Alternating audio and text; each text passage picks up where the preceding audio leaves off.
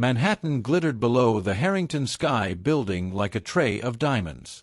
The penthouse ballroom was all steel, crystal, and confidence. Waiters drifted through the crowd, refilling champagne that cost more than most people's rent. On a massive screen, a looped reel praised Blake Harrington's philanthropy, hospitals, clean energy, scholarships, each stamped with his name like he'd signed the skyline. Blake stood at the center of it, tuxedo perfect, smile calibrated. In his early 40s, he carried the posture of a man who had never been told no for long. The guests orbited him: senators, hedge fund titans, actresses, old money heirs. Tonight was called a charity gala, but everyone knew the real currency was proximity. At the edge of the room, Harper Lane waited with a plain paper envelope held in both hands. She wore a simple black dress with no visible label, as if she had walked in from a different city. Her hair, dark blonde, pinned low, left her face bare, and her eyes held the quiet of someone who had learned to sit with fear without flinching. Harper wasn't supposed to be here. The invitation had arrived at her Queens apartment with no return address, just a lacquered card that read, Harrington Sky, Penthouse, 9 p.m. Beneath it, in handwriting that looked like a man's, bring the letter you keep hidden. No one should have known about that letter. Not even Harper's best friend. Yet she had come, because the sentence had snapped shut like a trap. In her clutch purse, her phone buzzed again. Unknown number, one message, don't leave. Not yet. A chime rang. The screen went dark. A spotlight snapped onto Blake, and the room quieted the way markets do before a drop. Blake lifted a microphone. Ladies and gentlemen, he said, voice warm as expensive bourbon, thank you for supporting the Harrington Children's Fund. You know my rule. Tonight is about generosity. He paused and let the room laugh, then smiled as if the laughter belonged to him. To prove it, he continued, I'm going to do something spontaneous. His gaze slid across the crowd, then landed on Harper, sharp and certain. You, he said, pointing. Mississippi Lane. Heads turned. Phones rose. Harper's throat tightened, but she walked forward, heels quiet on marble, envelope in hand. The spotlight's heat pressed against her skin. Blake angled the microphone toward her like an accusation. Tell me, Harper, can you read? A few people chuckled, unsure. Harper stared at him. Of course. Excellent. Blake gestured. A security guard approached with a silver case. Blake opened it to reveal banded $100 bills and a check already signed. He lifted the check so the room could see the number, 1,000,000. A ripple of gasps moved through the guests. I'll give you $1 million, Blake said, if you can read this letter out loud. Right now. No edits. No skipping. Word for word. He pulled an envelope from his jacket, thick, aged, sealed with crimson wax stamped with an H. He held it between two fingers, relaxed, like it was nothing. This letter has been in my family for decades, Blake said. I'm tired of secrets. Harper's mouth went dry. Why me? Blake's eyes flicked down to her hands. Because you're holding the matching piece. Harper looked at her own envelope, the one she'd kept in a shoebox behind winter sweaters since she was 19. She'd never broken the seal. It had arrived the day her mother died, delivered by a hospice nurse with one instruction, when you're ready. Harper had never been ready. I don't want your money, Harper said, voice rough. Blake's smile stayed polite. Everyone wants money. They just want it with dignity. He tapped the check once. 1 million. Yours. Or you walk away and keep your secret. Either way, the room gets a story. Harper felt the weight of the city outside the glass, the rent, the loans, the thin margin between stability and panic. $1 million could erase a decade of fear in one stroke. But the letter in her hands was heavier than money. She lifted her chin. If I read yours, she said, you read mine too. For the first time, a flicker crossed Blake's face. Surprise, then calculation. "What's in yours?" "I don't know," Harper said. "But if you're done with secrets, we do this honestly." The room held its breath. A camera flash popped. Blake stared at her like she'd offered him a deal he couldn't refuse. Finally, he nodded. "Deal." The guard placed a crystal letter opener in Harper's palm. The blade caught the light like a warning. Harper slid it under the wax seal and lifted. The wax snapped softly. She opened the envelope. Inside was a single sheet, folded twice, covered in slanted handwriting. The first line made her vision blur. "My daughter, if you're reading this, it means I'm gone." A hush fell so deep Harper could hear the city's distant sirens through the glass. She swallowed. Blake watched, suddenly still, like a man who had bet too much. Harper began to read. Her voice shook on the first sentence, then steadied as if the words themselves were holding her up. She read about hospital rooms that smelled of bleach and prayer, about her mother's hand squeezing hers, about a promise made to keep Harper safe from a man who could buy silence. Halfway down the page, the letter shifted. Names, dates, a bank transfer, a meeting on a rainy night at an airfield. Harper's stomach tightened when she saw the signature at the bottom. Evelyn Lane. Beneath it was a second name, written smaller, ashamed. Blake Harrington. A murmur rolled through the crowd like thunder behind curtains. Blake's jaw flexed once, the only sign he'd heard it. Harper looked up, meeting his eyes, and in that instant she understood. He hadn't invited her to entertain his guests. He'd invited her to decide what kind of man he would be after tonight. The ballroom didn't erupt, it froze. Harper still held the page, the name at the bottom burning like a brand. Blake's face stayed composed, but his eyes looked like a man staring at a cliff he'd just stepped off. He lifted the microphone again. "One request," he said to the stunned crowd. "Give me privacy." Some guests scoffed. Blake smiled without warmth. "The foundation will match tonight's donations. Double. If you leave now." Money moved faster than curiosity. Chairs scraped. Phones lowered. Within minutes, the room emptied under the watch of security. Only 4 people remained beside Harper. Miranda Klein, Blake's chief of staff, Paul Dempsey, his lawyer, and Walter Briggs, chairman of the board, whose expression suggested he'd rather swallow glass than lose control. The doors sealed. The silence turned heavy. Walter pointed at Harper like she was a leak. "Where did that letter come from?" "My mother," Harper said. Her voice surprised her, steady, almost cold. "She kept it until she died." Walter's nostrils flared. "Evelyn Lane is dead." Blake shot him a look that could cut. "Enough." Harper kept her chin up. For years she'd been afraid of names. Tonight the fear had finally exhausted itself. Blake took the wax-sealed envelope he'd waved on stage and sat at the nearest table. He broke the seal with calm hands. The sound was small, final. He unfolded the paper, read the first line, and his jaw tightened. "It's from my father," he said, and then, because Harper had demanded honesty, he read aloud. "My son," Blake began, voice low, "if you are reading this, then I am gone and my lawyers have failed to keep you obedient." Miranda went still. Paul stopped writing. Even Walter's confidence flickered. Blake continued. The letter belonged to Theodore Harrington, old money billionaire, dead 5 years, still powerful enough to haunt decisions. Theodore wrote about loyalty the way other men wrote about love. He wrote about the family empire as a bloodline that could not be contaminated. Then the letter turned. "Evelyn," Blake read, and the syllable cracked before he forced it smooth. "Evelyn Lane. You will remember her." Harper's pulse kicked. Walter's eyes cut to her, sharp and measuring. Theodore described meeting Evelyn at a fundraiser in 1997. He described paying for her nursing school, gifts that were really leashes. He described her getting pregnant. He described it as inconvenient. Harper's hands went numb. Blake read the line that made the room feel colder.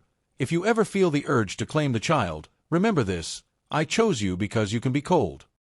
Harper's breath caught. "What child?" she whispered. Blake looked up for the first time. Shame sat naked in his eyes. "You," he said, and the word didn't land like an answer so much as an explosion. Harper heard her heartbeat in her ears. Her mind sprinted through memories, her mother's silence, the way she changed the subject whenever Harper asked about her father, the way she flinched at the Harrington name on TV. Walter leaned forward, voice like a threat. "This proves nothing. It proves a transaction. And transactions can be explained." Harper stared at him. "Explained how?" "Like a refund." Miranda stepped between them, smooth. "Harper, what matters is what you want. You're in danger now. We can protect you." Protect.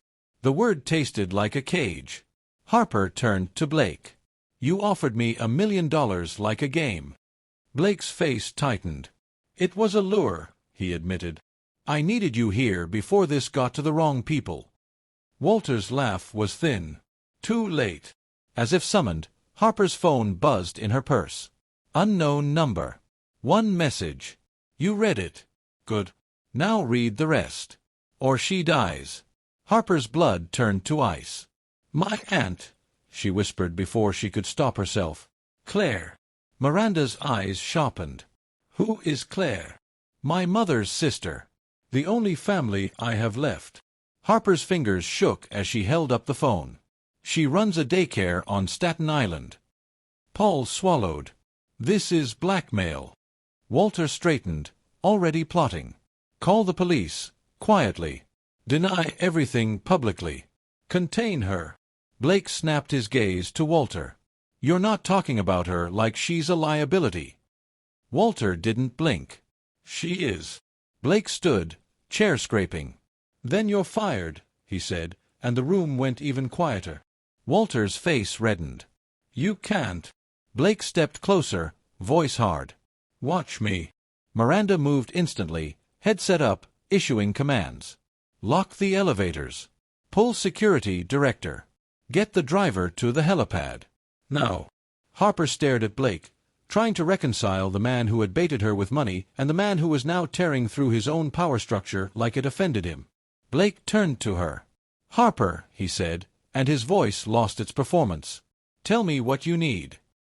Harper hugged the envelope against her chest. Paper shouldn't have been able to change a life this fast. "I need my aunt alive," she said. "And I need the truth, every ugly piece." Blake nodded once. "Then we start tonight." Outside the glass walls, Manhattan kept shining, unaware that a dynasty had just been handed a deadline. Minutes later, the penthouse transformed from gala to war room. Screens lit with live camera feeds.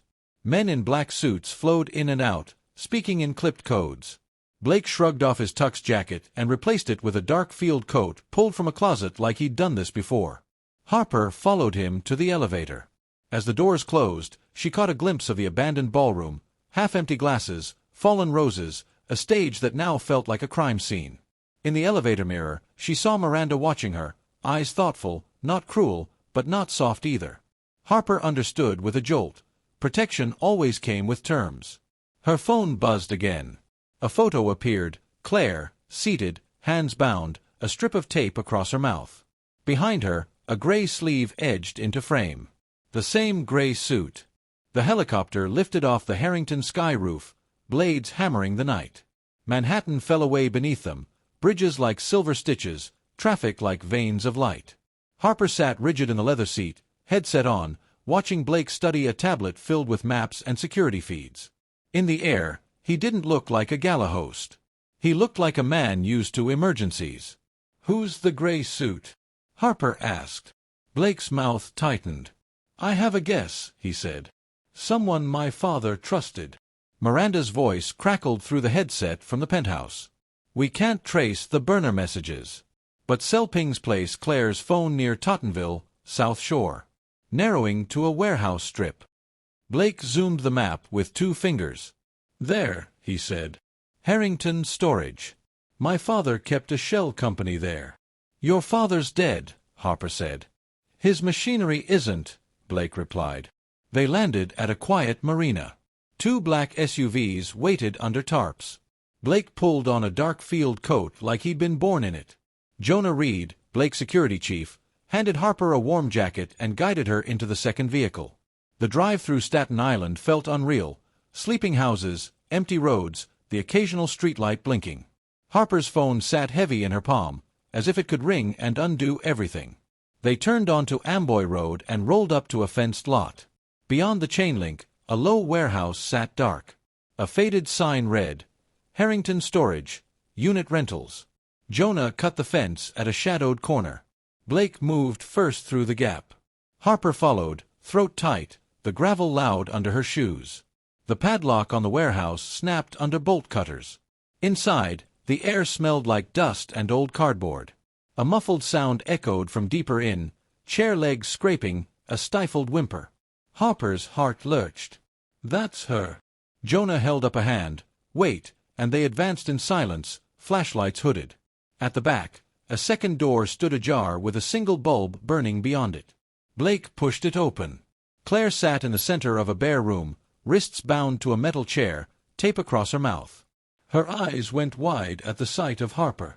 Harper surged forward, but Jonah caught her arm gently. Because someone else was there. A man in a gray suit leaned against a table, hands in his pockets, perfectly calm. White, mid-50s, hair neat, face forgettable, until you met his eyes. They were sharp, amused, practiced. "Mr. Harrington," he said. "And Mississippi Lane. Thank you for coming." Blake didn't blink. "Who are you?" The man smiled faintly.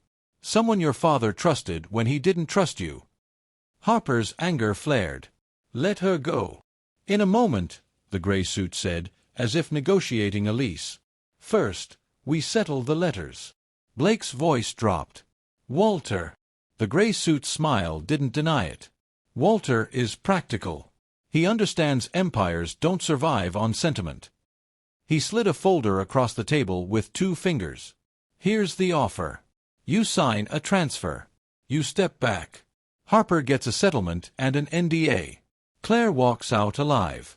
The markets stay calm." Harper stared at him. "I'm not a settlement." He shrugged. "Everything is a line item." Blake's jaw clenched. "And if I refuse?" "Then we do it ugly," the man said, nodding toward Claire. "Letters leak. A scandal breaks. An accident happens. Control shifts to the board. Everyone bleeds, but the empire survives." Harper looked at Claire's terrified eyes and felt something in her harden. "You think I came with 1 letter," she said. Her voice shook, but it stayed loud. "My mother was a nurse. She documented everything. Copies. Dates. Names. She taught me how to be prepared." The gray suit's gaze sharpened. "Bluffing is dangerous." Harper reached into her jacket and pulled out a small flash drive on her keychain. "If Claire gets hurt," she said, "this goes to journalists and investigators. Scheduled releases. Timed emails. I'm not alone in this anymore." For the first time, uncertainty flickered across the gray suit's face. Blake moved like a trigger. Jonah and 2 men surged forward and pinned the gray suit's arms behind him with clean, practiced force. The man exhaled, irritated more than afraid. Blake crossed to Claire, ripped the tape from her mouth, and cut her bindings. "Can you walk?" he asked. Claire sobbed once and nodded. Harper caught her aunt as she stood, both of them shaking. "I'm here," Harper whispered. "I'm here." The gray suit watched them, expression flat again. "This won't end," he said quietly. Blake leaned in close. "It ends for you," he replied. Jonah's radio crackled. Miranda's voice, "Blake, Walter just called an emergency board meeting. They're moving to suspend you tonight." Blake's eyes hardened. He looked at Harper and Claire, then back at the man in gray. "We're not running," Blake said. "We're ending this." Harper felt the night tighten around her like a fist. She'd come for answers and found a war, and now the Harrington name was dragging her straight into the center of it. On the way out, Harper's phone buzzed, another message, this one from a number Miranda had labeled internal. Board vote in 47 minutes. If Walter wins, security becomes theirs. Outside, Cold wind knifed through the lot as Jonah's team loaded the gray suit into a second SUV, zip-tied and silent. The man in gray turned his head just enough to meet Harper's eyes through the open door.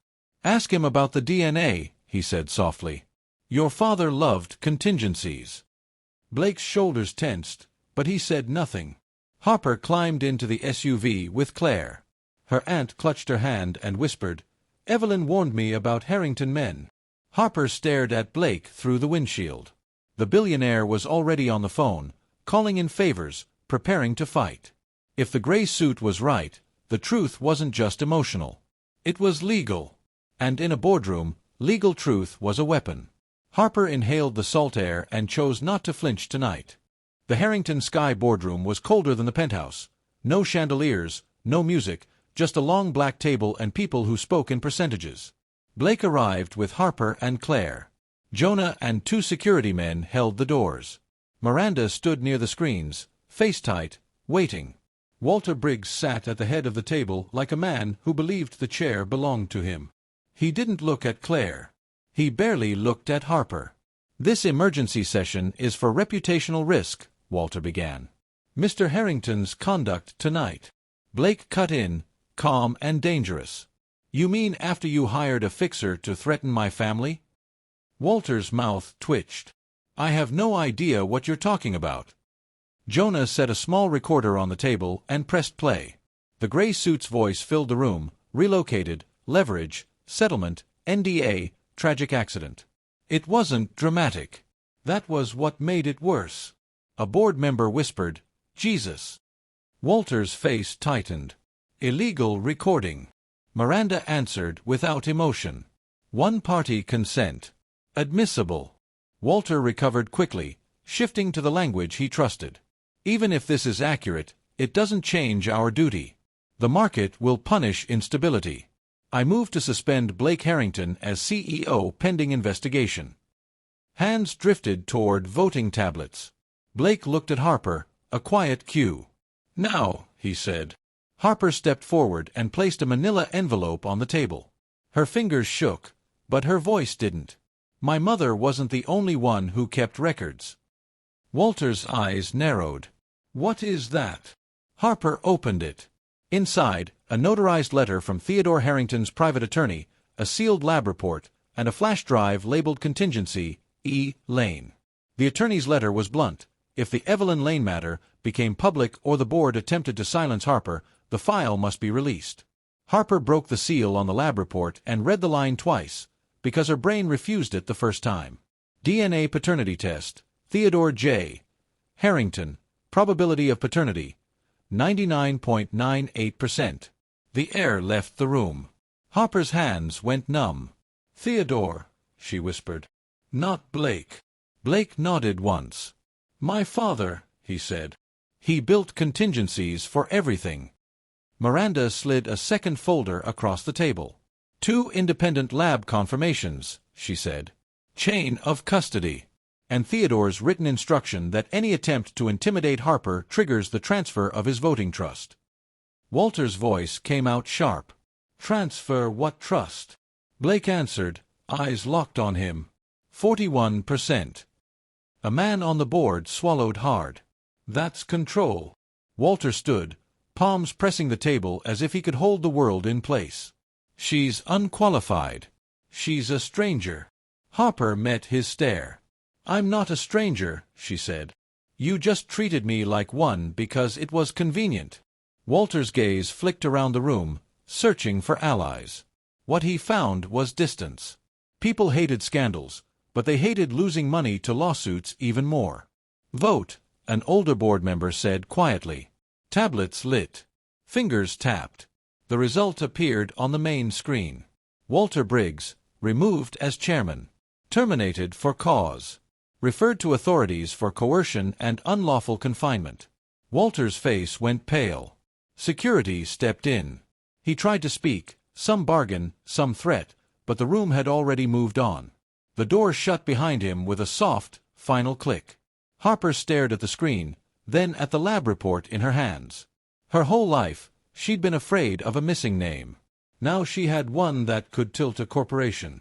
Claire squeezed her arm. Evelyn knew, she whispered. She planned. Harper's throat burned. She didn't tell me. She was trying to give you a choice, Claire said. Harper turned to Blake. You knew about this file. Blake didn't lie.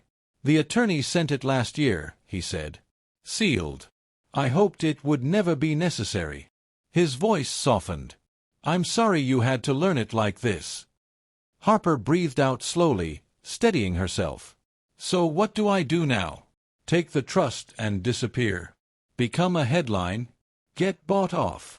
Blake held her gaze. You decide, he said. No one gets to decide for you again. Harper set the lab report on the table where everyone could see it. Here's what I decide, she said. No hush money. No NDAs. No secret settlements. A board member opened their mouth. Harper didn't let them. My mother lived in silence because silence was safer. Tonight, silence almost got my aunt killed. The room didn't argue. Harper looked at Miranda. I want transparent oversight of the foundation. Independent audits. Real scholarships that don't require loyalty. And I want a public statement that says Evelyn Lane's name, without spinning her into a footnote. Miranda's eyes narrowed in thought, then she nodded. Possible. Blake added, supported. Someone asked, cautious, and leadership? Harper looked at Blake. You don't run, she said. If you're serious about ending your father's shadows, you stay and do the work. I'll chair the foundation. You run the company under a new ethics committee. Dual accountability. It wasn't romance. It wasn't revenge. It was structure, something her mother had never been allowed to have. Blake nodded once, accepting the weight. Okay. Harper's phone buzzed with a message from Miranda. Press outside. Walter's lawyer requesting bail. Gray suit secured. Harper stared at the words, then lifted her head. We go public tonight, she said. Before anyone can rewrite it. A few faces flinched. Then, one by one, they nodded. In the elevator up to the penthouse, Claire leaned against Harper's shoulder, exhausted. Your mother would be proud, she whispered. Harper watched her reflection in the mirrored wall. Same face, same eyes, but different posture. She wasn't a secret anymore. She was leverage, yes, but she was also a person who refused to be priced. When the doors opened, camera flashes flickered through the glass like distant lightning. Blake stepped beside her, not in front. Harper inhaled, felt the city's cold air on her lungs, and walked toward the microphones. Not to be bought. To be heard.